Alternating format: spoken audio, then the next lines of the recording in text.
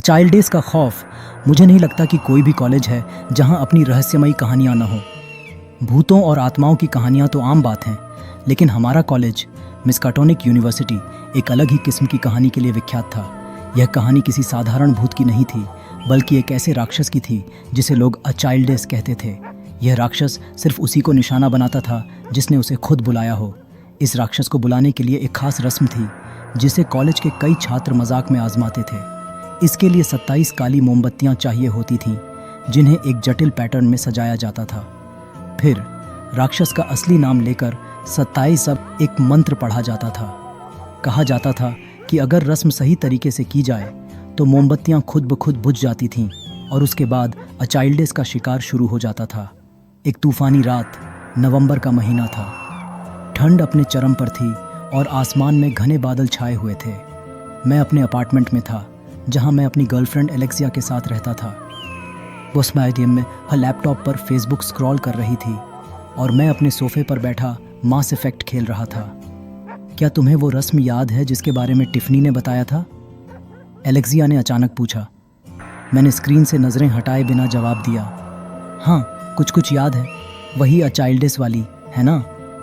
हाँ, उसने अभी फेसबुक पर पोस्ट किया है कि वो, मार्क, स्टीव, टोनिया और जेफ आज रात इसे करने वाले हैं, उसने कहा। मैंने घड़ी की ओर देखा। रात के 9 तो सेप्टिसाइज हो चुके थे। मुझे नहीं लगता कि वे इसे सच में करने वाले हैं, एलेक्सिया ने एक संजीदा आवाज़ में कहा। मैंने सुना है कि जिन लोगों ने इसे किया है उनमें से कुछ लापता हो गए। मैंने उसकी बात को मजाक में उड़ा दिया। किसी ने बस एक डरावनी कहानी बना दी होगी। फ़ोन कॉल 10-15 बजे के आसपास मेरा फ़ोन बजा। स्क्रीन पर टिफनी का नाम चमक रहा था। मैंने फ़ोन उठाया, लेकिन दूसरी ओर से कोई साफ आवाज़ नहीं आ रही थी। बहुत तेज़ शोर और चीखने चिल्लाने की आवाज़ें थीं। फिर एक घबराई हुई आवाज़ सुनाई दी।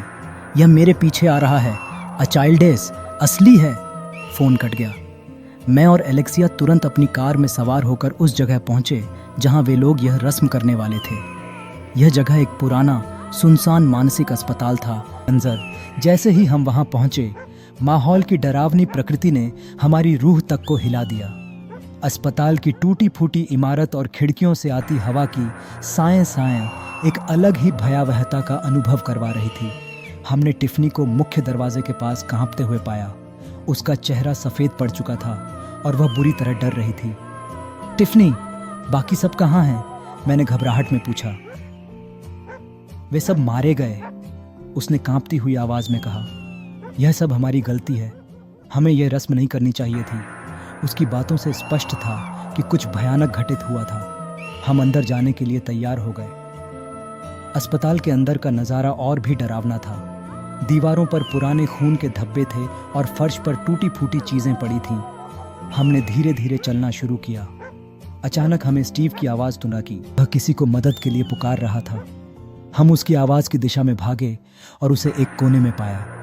वह खून से लथपथ था और उसकी आंखों में मौत का डर साफ झलक रहा था। स्टीव, क्या हुआ? एलेक्सिया ने पूछा। मार्क, उसे वह राक्षस ले गया। हमें यहाँ से भागना होगा, स्टीव ने हाँफते हुए कहा। अचानक एक भयानक चीख सुनाई दी। यह टोनिया की आवाज़ थी। हम उसकी चीख की दिशा में दौड़े। टोनिया को बचाने की कोशिश में हमने पहली बार उस राक्षस को देखा। वह 7 फीट लंबा था। उसकी चमड़ी काली और चमकदार थी और उसकी आंखें लाल रंग की थीं। उसकी भयानक उपस्थिति ने हमारे रोंगटे खड़े कर दिए। भागो, स्टीव ने चिल्लाया, लेकिन टोनिया को बचाने की कोशिश में वह खुद राक्षस का शिकार बन गया। एलेक्सिया और मैंने भागने की कोशिश की, लेकिन अ चाइल्ड डेज हमारे पीछे था। अंतिम सामना। भागते भागते हम एक छोटे से कमरे में पहुंच गए। कमरे में पड़ी एक लोहे की रॉड को मैंने हथियार के तौर पर उठा लिया। अ चाइल्ड डेज अंदर आया और उसने हमला करने की कोशिश की, लेकिन मैंने पूरी ताकत से रॉड से उस पर वार किया। एलेक्सिया ने अपनी टॉर्च को उसके चेहरे पर फेंका, जिससे वह कुछ पल के लिए अंधा हो गया। हमने इस मौके का फ़ायदा उठाकर दरवाज़ा बंद किया और खिड़की से बाहर कूद गए। पुलिस और सच बाहर आकर हमने पुलिस को कॉल किया। जब पुलिस पहुंची तो उन्होंने हमारी बात पर यकीन नहीं किया। उन्होंने इसे एक जंगली जानवर का हमला बताया, लेकिन कुछ ही घंटों बाद एक गुप्त एजेंसी के लोग आए और हमें अलग ले गए। उन्होंने हमें बताया कि अ चाइल्ड डेज जैसा कुछ वाकई में मौजूद है और यह एक परलौकिक घटना है। उन्होंने हमें इस मामले पर चुप रहने का आदेश दिया और यह भी कहा कि अब से हमारा नाम उनकी गुप्त फाइलों में दर्ज रहेगा। उस रात ने हमारी जिंदगी बदल दी। अब हम जानते हैं कि कुछ कहानियाँ सिर्फ कहानियाँ नहीं होती, वे सच्चाई पर आधारित होती हैं। वीडियो अगर पसंद आई हो तो हमारे चैनल AI664 को लाइक और सब्सक्राइब ज़रूर करें।